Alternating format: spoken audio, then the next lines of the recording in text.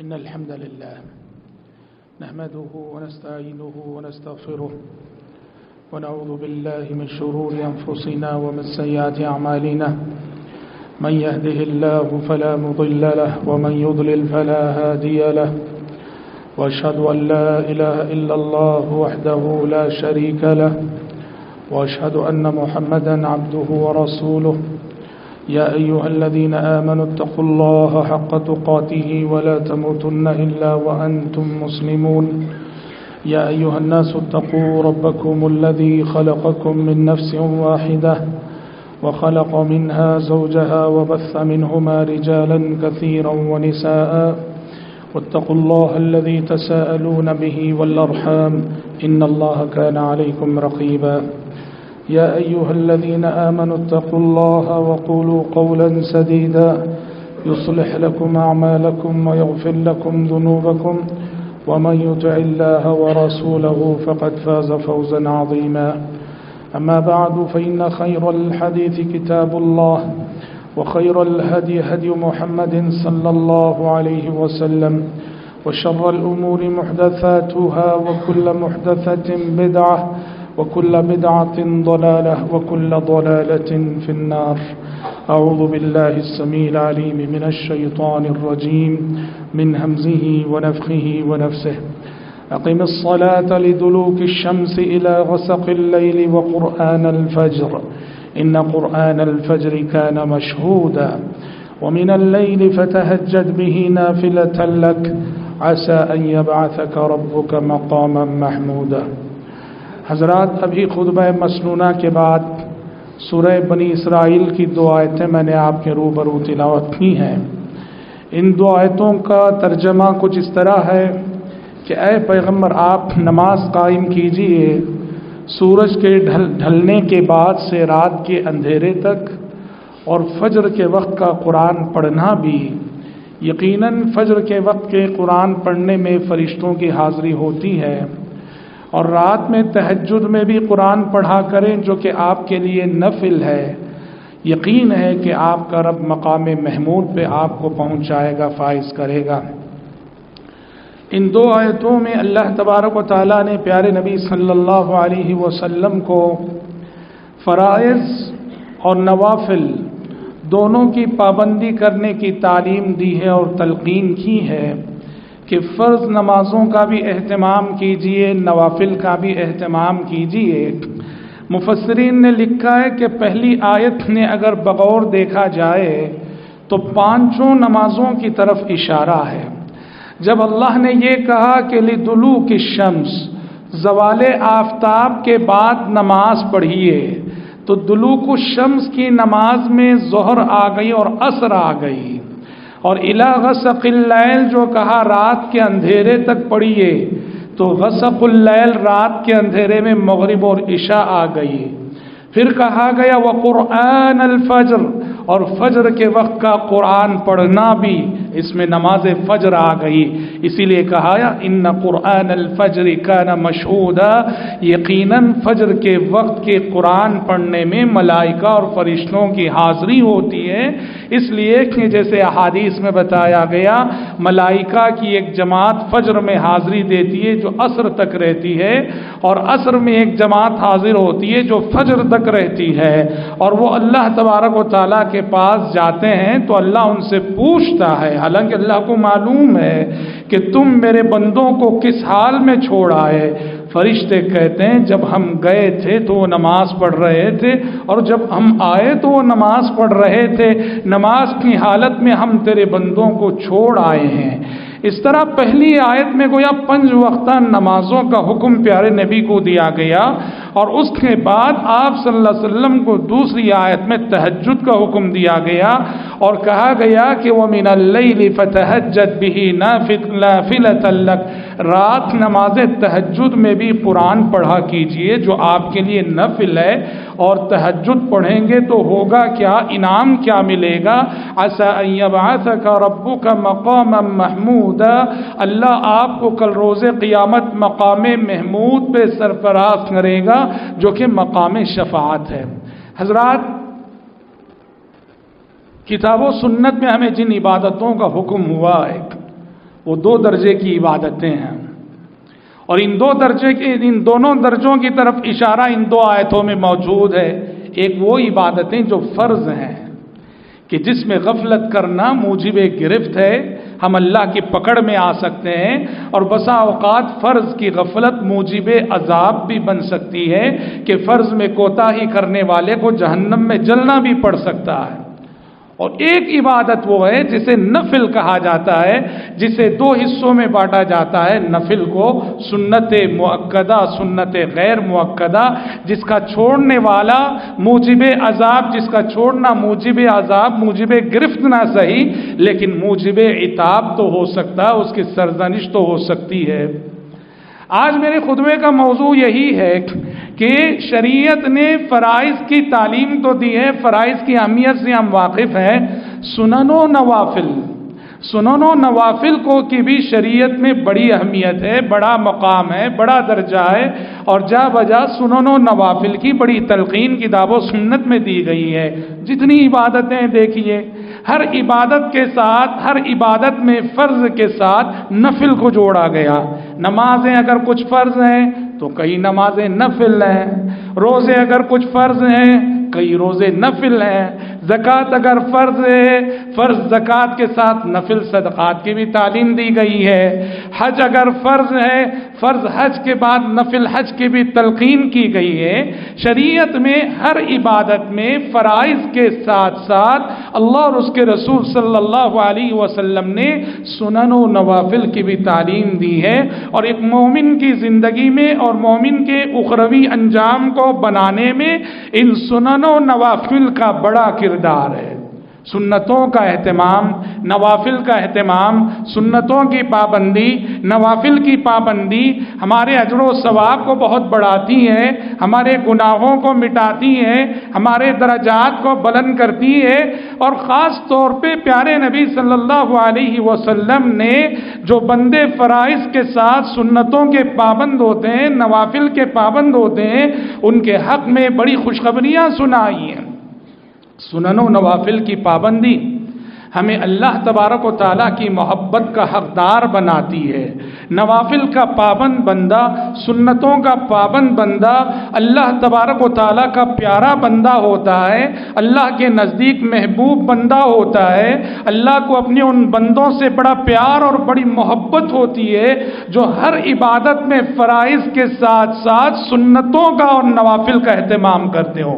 حدیث قدسی میں اللہ نے فرمایا، من عادی لی ولی فقد آذنتہ بالحرب، جو شخص میرے کسی ولی، میرے کسی نیک بندے کو ستائے گا، میں اس سے اعلان جنگ کرتا ہوں۔ اللہ فرماتا ہے، پھر کہا ولا يزال عبدی وما تقرب الی عبدی بشیء احب الی مما افترضت علیہ، فرائض کی پابندی سے بڑھ کر کسی اور ذریعے سے میرے بندے نے میرا تقرب حاصل نہیں کیا۔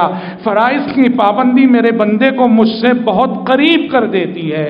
وَلَا يَزَالُ عَبْدِي يَتَقَرَّبُ إِلَيَّ بِالنَّوَافِلِ حَتَّى أُحِبَّهُ، جو بندہ فرائض کی پابندی کر کے میرے سے قریب ہو رہا ہے، اگر وہ فرائض کی پابندی کے ساتھ ساتھ نوافل کا بھی پابند ہے، سنتوں کا بھی پابند ہے، وہ میرا پیارا بندہ بن جاتا ہے، وہ میری محبت کا حقدار بن جاتا ہے، اور جب وہ میری محبت کا حقدار بن جاتا ہے تو فَإِذَا أَحْبَبْتُهُ كُنْتُ سَمْعَهُ الَّذِي يَسْمَعُ بِهِ وَبَصَرَهُ الَّذِي يُبْصِرُ بِهِ وَيَدَهُ الَّتِي يَبْطِشُ بِهَا وَرِجْلَهُ الَّتِي يَمْشِي بِهَا۔ بندہ جب نوافل پڑھ کے سنن کا اہتمام کر کے میرا پیارا ہو جاتا ہے تو میں اس سے محبت کرنے لگتا ہوں، اور جب مجھے اس سے محبت ہو جاتی ہے میں اس بندے کی حفاظت کرنے لگتا ہوں، میں اس کا وہ کان بن جاتا ہوں جس سے وہ سنتا ہے، میں اس کی وہ آنکھ بن جاتا ہوں جس سے وہ دیکھتا ہے، میں اس کا وہ ہاتھ بن جاتا ہوں جس سے وہ پکڑتا ہے، میں اس کا وہ پیر بن جاتا ہوں جس سے وہ چلتا ہے۔ مطلب یہ ہے اللہ کی جانب سے اس بندے کے اعضاء و جوارح کی حفاظت ہونے لگتی ہے، وہ اپنے کان سے کبھی کوئی غلط بات نہیں سنے گا، وہ اپنی آنکھوں سے کبھی کوئی غلط منظر کو نہیں دیکھے گا، وہ اپنے ہاتھوں سے کبھی کسی غلط چیز کو نہیں پکڑے گا، نہیں چھوئے گا، وہ اپنے قدموں کو کسی غلط منزل کی طرف نہیں بڑھائے گا، اس لیے کہ یہ اللہ کا پیارا اور محبوب بندہ ہے جو اللہ کی محبت کا حقدار بن کر اللہ کے حفظ و امان میں آ چکا ہے۔ حضرات، سنن و نوافل کی پابندی جہاں ہمیں اللہ کا محبوب بناتی ہے، وہیں سنن و نوافل کی پابندی پر ایک اور انعام یہ ملتا ہے۔ ہر امتی کو یہ خواہش ہوتی ہے، کیا مرد، کیا عورت، کیا جوان، کیا بوڑھا، کہ پیارے نبی صلی اللہ علیہ وسلم کی رفاقت مجھے مل جائے، کل روز قیامت پیارے نبی کی صحبت مجھے مل جائے، پیارے نبی کا تقرب مجھے مل جائے، پیارے نبی کے ساتھ جنت میں رہنا مجھے نصیب ہو جائے۔ یہ ہر سچے امتی کے دل کی ارمان ہوا کرتی ہے، اور اس منزل تک، پیارے نبی کی صحبت کی منزل، پیارے نبی کی معیت کی منزل، پیارے نبی کی قربت کی منزل، اس منزل تک پہنچانے والا عمل سنن و نوافل کی پابندی ہے۔ جو بندے سنن و نوافل کے جتنے پابند ہوتے ہیں، کل روز قیامت جنت الفردوس میں محمد عربی صلی اللہ علیہ وسلم کے ساتھ ہوں گے۔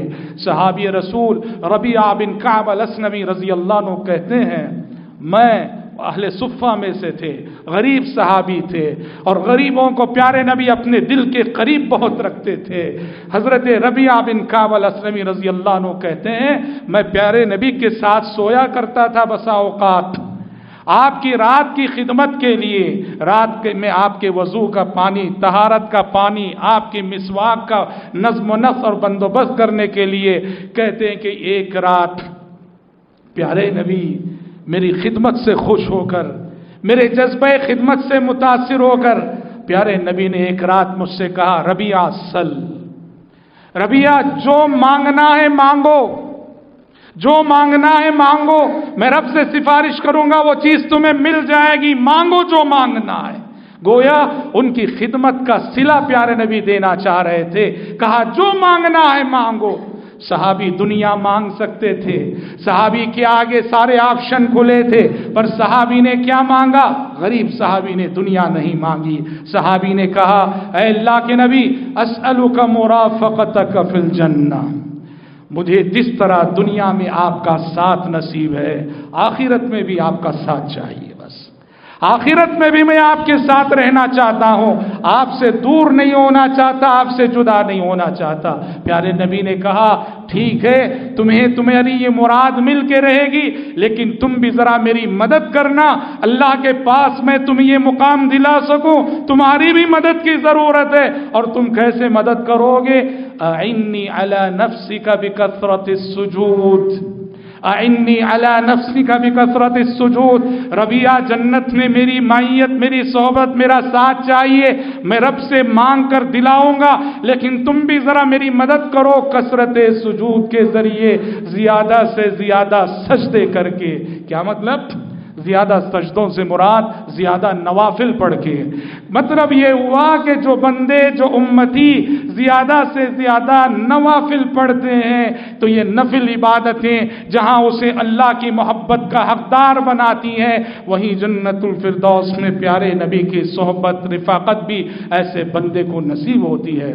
حضرات، سنن و نوافل کی اہمیت کا ایک اہم پہلو یہ بھی ہے، دیکھو ہم سب بشر ہیں، ہم سب انسان ہیں، اور اللہ اس کے رسول کے جو احکامات ہیں ان پر جیسے عمل ہونا چاہیے، لاکھ کوشش کے باوجود ہم سے وہ نہیں ہو پاتا۔ ہماری جو فرض عبادتیں ہیں، جو کہ فرض ہیں، واجب ہیں، فرائض کو جیسے پڑھنا چاہیے ہم ویسے نہیں پڑھتے، ہمارے فرائض میں کوتاہی رہ جاتی ہے۔ ہم جب نماز پڑھتے ہیں، نماز کا خشوع خضوع ادھورا رہ جاتا ہے، نماز میں پتہ نہیں فرائض کی ادائیگی کرتے ہوئے کیا کیا کوتاہیاں ہم کر بیٹھتے ہیں۔ یہ رب العالمین کا فضل ہے، اس کا کرم ہے کہ بشر ہونے کی حیثیت سے، انسان ہونے کی حیثیت سے مجھ سے اور آپ سے فرائض میں جو کمی ہوتی ہے، جو کوتاہی ہوتی ہے، رب العالمین اس کمی کی کا تدارک سنن و نوافل کے ذریعے سے کرتا ہے۔ یہ سنتیں ہماری، یہ نفل عبادتیں ہماری، ہمارے فرض میں ہونے والی کمی کو پورا کرتی ہیں۔ پیارے نبی نے فرمایا حدیث میں کہ کل روز قیامت سب سے پہلے نماز کا حساب و کتاب ہوگا، نماز کے سلسلے میں باس پرس ہوگی، فرائض کے سلسلے میں سوال جواب ہوں گے۔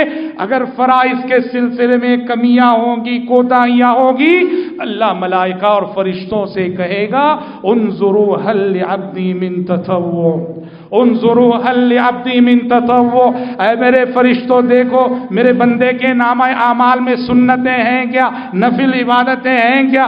اگر سنن و نوافل موجود ہوں گی، فرائض میں جو کمی جو کوتاہی ہوگی، فرائض کی اس کمی کو سنن و نوافل سے پورا کر دیا جائے گا۔ اس اعتبار سے دیکھیں میرے لیے، آپ کے لیے سنتوں کا اہتمام کس قدر ضروری ہے، نوافل کا اہتمام کس قدر ضروری ہے، تاکہ شیطان کی دخل اندازیوں سے، شیطان کے وسوسوں سے، مجھ سے اور آپ سے فرائض میں جو غفلت اور جو کوتاہی ہوتی ہے اس کی تلافی ہو سکے، اس کا تدارک ہو سکے۔ حضرات، جیسا کہ ہم نے کہا کہ فرائض کے ساتھ سنن و نوافل کی تعلیم یہ ہر عبادت میں، سب سے پہلے نمازوں میں، نمازوں میں جو صبح سے شام تک کے جو اوقات ہیں، دن کی بات، نماز تہجد کو چھوڑیے، اس کی اپنی مستقل حیثیت، اس کی اپنی مستقل فضیلت، اس کا اپنا مستقل مقام اور مرتبہ۔ دن میں صبح سے شام تک کے جو اوقات ہیں، پیارے نبی صلی اللہ علیہ وسلم کے شب و روز میں صبح سے شام تک کئی طرح کے سنن و نوافل ہمیں ملتے ہیں۔ سب سے پہلی نماز 12 رکعت سنت مؤکدہ، سب سے پہلی سنت جس کا اہتمام ہم سب کو نماز کے حوالے سے کرنا ہے، فرائض کے ساتھ 12 رکعت سنت مؤکدہ۔ ام حبیبہ رضی اللہ عنہ فرماتی ہیں میں نے پیارے نبی کو فرماتے ہوئے سنا، جو شخص صبح سے شام تک 12 رکعت سنتوں کی پابندی کرے گا، اللہ اس کے لیے جنت میں ایک گھر بنائے گا، محل بنائے گا۔ سوچئے کہ اگر بندہ مومن روزینہ 12 رکعت سنتوں کی پابندی کرے، جنت الفردوس میں اس کا روزینہ ایک ایک گھر بن رہا ہے، ایک ایک محل بن رہا ہے، کتنا بڑا اعزاز ہے۔ کون سی 12 رکعت؟ فجر سے پہلے کی 2 رکعت، ظہر سے پہلے کی 4 رکعت، ظہر بعد کی 2 رکعت، مغرب بعد کی 2 رکعت، عشاء بعد کی 2 رکعت، کل 12 رکعت ہوئی۔ انہیں سنت مؤکدہ کہا جاتا ہے۔ ام حبیبہ رضی اللہ عنہا ام المومنین فرماتی ہیں جس دن سے یہ حدیث میں نے پیارے نبی کی زبانی سنی، زندگی میں کبھی ایک دن بھی یہ 12 رکعت مجھ سے چھوٹی نہیں، ایک دن بھی چھوٹی نہیں۔ ام حبیبہ رضی اللہ عنہا فرماتی ہیں تو سب سے پہلے سنتوں میں مقدم یہ 12 رکعت ہیں، اور پھر سنت وطر جو کہ سنت مؤکدہ ہے، جو دن کی رات کی آخری نماز ہے۔ پیارے نبی نے کہا کہ الوتر حق، وطر کی نماز حق ہے، اسے پڑھنا ضروری ہے۔ فمن لم یوتر فلیس منا، جو وطر نہ پڑھے وہ ہم میں سے نہیں ہے۔ دن کا اختتام، ہماری نمازوں کا اختتام وطر سے ہونا ہے، چاہے آپ 1 رکعت پڑھیے، چاہے آپ 3 رکعت پڑھیے، چاہے آپ 5 رکعت پڑھیے، وطر تو پڑھنا ہی ہے۔ اور وطر کسی اہمیت کے پیش نظر پیارے نبی صلی اللہ علیہ وسلم سفر میں، جبکہ اور سنتیں آپ نہیں پڑھتے تھے، فجر کی سنت اور وطر کو سفر میں بھی نہیں چھوڑا کرتے تھے آپ۔ وطر کی پابندی، فجر کی سنت کا اہتمام حالت سفر میں بھی ہوا کرتا تھا، جبکہ خود فرائض میں اللہ رب العالمین کی جانب سے ڈسکاؤنٹ مل جاتا ہے، 4 رکعت والی نماز 2 رکعت کر دی جاتی ہے، لیکن وطر کو پیارے نبی سفر میں بھی نہیں چھوڑا کرتے تھے۔ فرماتے تھے ان اللہ وطر ویحب الوطر، اللہ طاق ہے، اللہ ایک ہے اور وہ طاق عدد کو پسند کرتا ہے۔ ہماری نمازوں کا اختتام وطر سے ہونا چاہیے۔ اچھا، وطر کے علاوہ کچھ سنتیں جو سنن غیر مؤکدہ کہلاتی ہیں، غیر مؤکدہ سنتیں، اور یہ 3 نمازوں میں عصر سے پہلے، مغرب سے پہلے، عشاء سے پہلے پیارے نبی نے فرمایا رحم اللہ امرأن صلی قبل العصر 4، اس بندے پہ اللہ کی رحمت ہو جو عصر سے پہلے 4 رکعت نماز پڑھ لے۔ یہ سنت غیر مؤکدہ ہے جسے عام زبان میں نفل کہا جاتا ہے۔ تو پیارے نبی کہہ رہے ہیں کہ اللہ کی رحمت نازل ہوگی اس بندے پر جو عصر سے پہلے 4 رکعت سنتوں کا اہتمام کرتا ہے، مغرب سے پہلے اذان اور اقامت کے درمیان۔ آپ نے فرمایا کہ حدیث میں صلوا قبل المغرب، صلوا قبل المغرب، صلوا قبل المغرب لمن شاء کراہیۃ ان یتخذها الناس سنہ۔ آپ نے کہا لوگوں مغرب سے پہلے بھی نماز پڑھو، مغرب سے پہلے بھی نماز پڑھو۔ اور تیسری مرتبہ آپ نے کہا کمپلسری نہیں ہے، جو چاہے اس کے لیے، کہیں لوگ اسے سنت مؤکدہ کی طرح معمول نہ بنا لیں، یہ سنت غیر مؤکدہ ہے۔ اسی طرح عشاء میں بھی پہلے فرض سے پہلے 2 رکعت کم سے کم، یہ سنن غیر مؤکدہ ہے، ان کا اہتمام بھی ہونا چاہیے۔ اسی طرح سے حضرات پیارے نبی کے شب و روز میں جو نمازیں تھیں سنن و نوافل، صلاۃ الاشراق، صلاۃ الاشراق جسے صلاۃ الضحیٰ بھی کہا جاتا ہے، اہل علم کے درمیان یہ اختلافی مسئلہ ہے کہ اشراق کی نماز، چاشت کی نماز، یہ ایک ہی نماز کے 2 الگ الگ نام ہیں یا پھر یہ 2 الگ الگ نمازیں ہیں، ایک اختلافی مسئلہ ہے۔ تاہم یہ بات تو طے ہے کہ یہ اکثر اہل علم کے پاس یہ ایک ہی نماز ہے جس کے 2 الگ نام ہیں۔ طلوع آفتاب کے فوراً بعد اگر آپ پڑھیں تو اشراق کی نماز کہلاتی ہے، سورج چڑھنے کے بعد، دھوپ نکلنے کے بعد اگر پڑھیں تو چاشت کی نماز یہ کہلاتی ہے، اور اس کی بھی بڑی فضیلت ہے۔ اشراق کے سلسلے میں پیارے نبی نے فرمایا جو بندہ نماز فجر میں حاضری دے، فجر بعد سورج نکلنے تک ذکر کرتے ہوئے، تلاوت کرتے ہوئے مسجد میں بیٹھا رہے، اور سورج نکلنے کے بعد 2 رکعت صلاۃ الاشراق پڑھ کے گھر جائے، کہا ایسے بندے کو اللہ کے پاس مکمل حج یا مکمل عمرے کا اجر و ثواب ملے گا۔ امام ترمذی نے اس کو روایت کیا ہے۔ چھوٹے چھوٹے اعمال ہیں، چھوٹی چھوٹی عبادتیں ہیں، اجر و ثواب کتنا عظیم ہے۔ صلاۃ الاشراق ہم پڑھ کر حج اور عمرے کا ثواب ہمیں ملا کرتا ہے۔ چاشت کی نماز جسے صلاۃ الاوابین کہا گیا، آپ نے فرمایا صلاۃ الاوابین حین ترمض الفصال، اوابین کی نماز۔ اوابین کسے کہتے ہیں؟ اللہ کی طرف رجوع ہونے والے بندے، اللہ کی طرف ہمیشہ رجوع کرنے والے بندے اوابین۔ کہا صلاۃ الاوابین حین ترمض الفصال، اوابین کی نماز اس وقت ہے جب اونٹ کے بچوں کے پیر جلنے لگ جائیں۔ کیا مطلب؟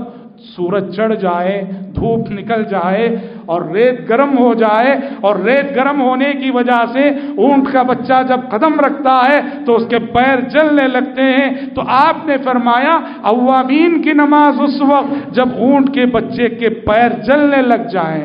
اور آپ کو معلوم ہے کہ اس نماز کے سلسلے میں پیارے نبی نے کیا فرمایا؟ ہر صبح جب ہم بیدار ہوتے ہیں ہمارے سر سے پیر تک 360 جوڑ اللہ نے ہمارے بدن میں رکھے ہیں۔ 360 جوڑ، انگلیوں میں دیکھیے کتنے جوڑ ہیں، ایک ہاتھ میں کتنے جوڑ ہیں، اور یہ جوڑ اگر نہ ہوتے تو ہمارا بدن پوری طرح سے ایک لوہے کی مانند سیدھا کھڑا رہ جاتا تھا، نہ ہم بیٹھ سکتے تھے، نہ اٹھ سکتے تھے، نہ پلٹ سکتے تھے، نہ کچھ اٹھا سکتے تھے، نہ محنت کر سکتے تھے۔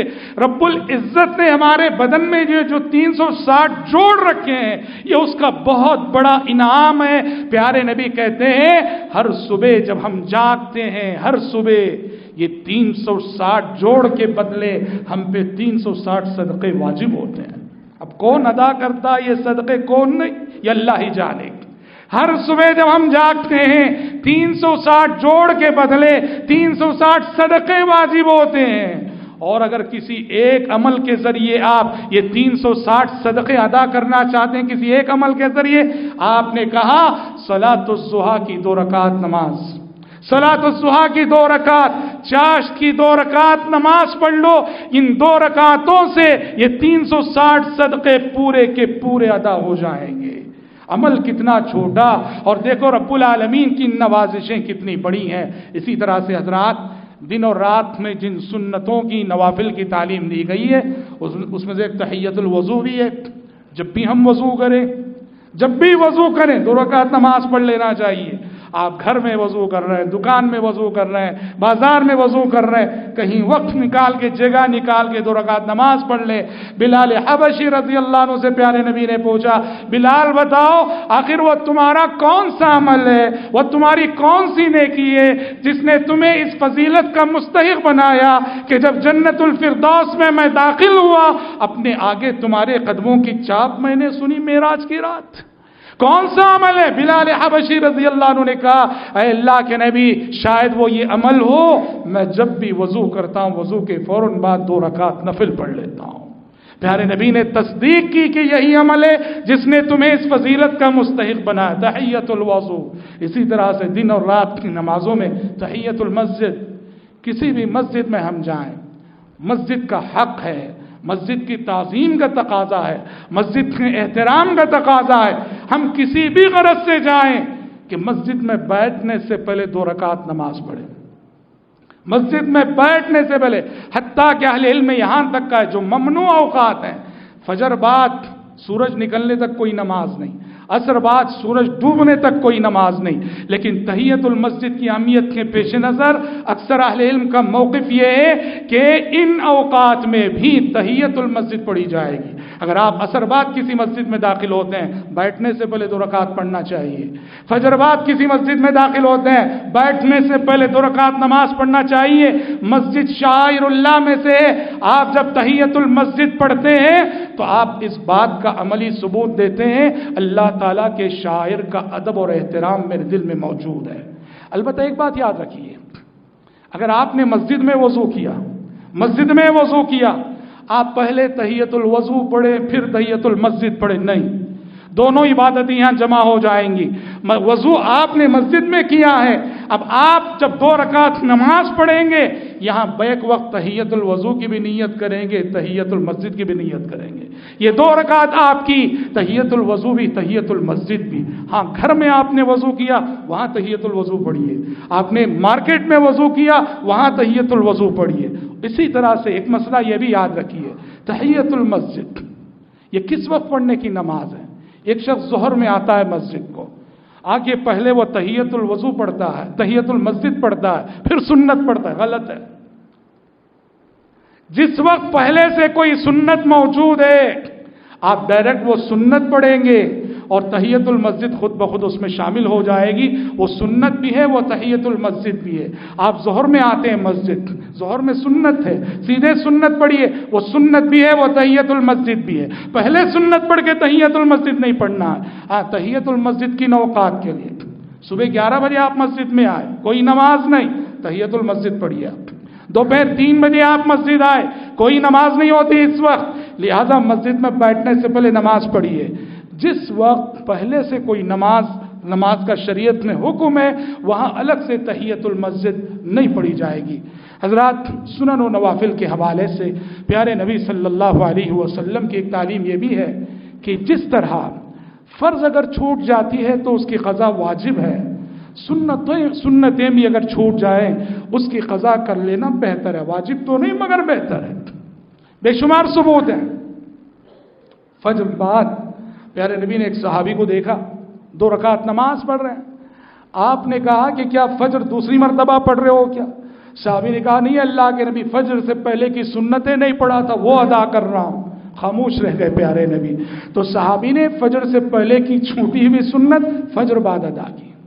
ایک مرتبہ خود پیارے نبی کے ساتھ ایسا ہوا، ظہر بعد مہمان آ گئے، مہمان نوازی میں مصروف رہے تو سنت چھوٹ گئی آپ کی، آپ نے اس سنت کی قضا اس دن عصر بعد کی۔ آپ کو معلوم ہے سفر میں جب ایک مرتبہ پیارے نبی صحابہ سب کو آنکھ لگ گئی، سب سو گئے تھے، سورج نکلنے کے بعد جاگے، آپ صلی اللہ علیہ وسلم نے باقاعدہ اذان دی اور سارے صحابہ نے سنت پڑھی، سنت کے بعد باقاعدہ باجماعت آپ نے نماز قائم کی۔ پتہ چلا سنتوں کی بھی قضا ہونی چاہیے۔ اعتکاف سنت ہے، مستحب ہے۔ ایک رمضان میں آپ نے اپنے اعتکاف کینسل کر دیا، جب امہات المومنین کے درمیان منافست دیکھی آپ کو اندیشہ ہوا، ڈر ہوا کہ کہیں یہاں کچھ بدنیت ہی نہ آ جائے، آپ نے اپنا ٹینٹ بھی نکلوا دیا، امہات المومنین کے خیمے بھی نکلوا دیے، اور اس سال آپ نے اس اعتکاف کی قضا شوال میں کی۔ پتہ چلا کہ سنن و نوافل کی قضا بھی جو ہے پیارے نبی صلی اللہ علیہ وسلم کی تعلیمیں کر لینا چاہیے اگر وہ چھوٹ جاتی ہیں تو۔ اسی طرح سے حضرات پیارے نبی صلی اللہ علیہ وسلم کا ایک حکم یہ بھی ہے کہ افضل یہ ہے، بہتر یہ ہے کہ سنتیں جہاں تک ہو سکے گھروں میں پڑھی جائیں۔ آپ نے کہا اپنے گھروں کو قبرستان نہ بناؤ اور اپنے گھروں میں بھی قرآن پڑھا کرو، نماز پڑھا کرو۔ سنن و نوافل جہاں تک ہو سکے گھر میں پڑھنے کی کوشش کرنی چاہیے، اس سے گھر میں خیر و برکت ہوتی ہے اور گھر میں ایک ماحول بنتا ہے اور بچوں کی تربیتی نقطۂ نظر سے اس کا بچوں پر غیر معمولی اثر پڑتا ہے۔ یہ تو نمازوں کے حوالے سے، صدقہ و خیرات میں دیکھیے جہاں فرض زکوٰۃ ہے وہی نفلی صدقات کا حکم ہے۔ روزوں میں دیکھیے جہاں رمضان کے فرض روزوں کا حکم ہے وہیں پیر کا روزہ، جمعرات کا روزہ، ایام 20 کے روزے، مختلف مناسبتوں میں عاشورہ کا روزہ، عرفہ کا روزہ، شوال کے 6 روزے، روزوں میں کتنی نفل عبادتوں کا حکم ہے۔ حج میں بھی تو شریعت کا حکم ہے کہ زندگی میں جس طرح ہم فرائض کی پابندی کرتے ہیں سنن و نوافل کا اہتمام بھی ہمارے اندر ہونا چاہیے، اور عبادتوں کا اثر زندگی کے دوسرے شعبوں پہ پڑتا ہے تو ویسے ہی عبادتوں میں جہاں ہم فرائض سے آگے بڑھ کر نفل کرتے ہیں، شریعت کہتی ہے اپنے معاملات کو بھی ایسے ہی رکھو۔ میں کہیں کام کرتا ہوں، آپ کہیں کام کرتے ہیں، ہمارا فرض ایک ہوتا ہے کہ اتنا کام تو فرض ہے۔ مومن کو چاہیے کہ وہ اپنی ذمہ داری فرض سے آگے بڑھ کر ادا کرے۔ 5 بجے تک اگر ہماری ذمہ داری ہے 5:30 تک میں کام کروں، 5:15 تک میں کام کروں۔ وَلَا تَنْسَوْا الْفَضْلَ بَيْنَكُمْ، اللہ نے سورہ بقرہ میں فرمایا کہ معاملات کرتے ہوئے تمہارے معاملات صرف فرض اور واجب کے دائرے میں نہ ہو، ایک دوسرے پہ احسان کرنا نہ بھولو، ایک دوسرے پہ احسان کرنا نہ بھولو۔ آپ نے کسی نوکر کو رکھا ہے کام کرنے کے لیے، اس کی ایک تنخواہ مقرر کی ہے، نوکر کو چاہیے جتنا فرض ہے اس سے زیادہ کر دکھائے، اور اونر کو چاہیے کہ جو زیادہ کر رہا ہے اس کی جو فرض اور واجب تنخواہ ہے اس سے زیادہ اس کو کچھ دے دیا کرے۔ اس لیے کہ عبادتیں یہ پیغام ہے ساری زندگی کے لیے۔ اللہ نے عبادتوں میں فرائض کے ساتھ جب نوافل کا ہمیں پابند کیا ہے، معاملات کے لیے بھی اس سے ہمیں روشنی لینی چاہیے اور سبق لینا چاہیے۔ دعا ہے رب العزت سے اللہ تبارک و تعالی مجھ کہنے والے کو اور آپ سبھی سننے والوں کو زندگی میں فرائض کے ساتھ ساتھ سنن و نوافل کا اہتمام کرنے کی توفیق عطا فرمائے۔ اللہم آمین۔ بارک اللہ لنا ولکم فی القرآن العظیم ونفعنا وإیاکم بما فیہ من الآیات والذکر الحکیم، انہ تعالی جواد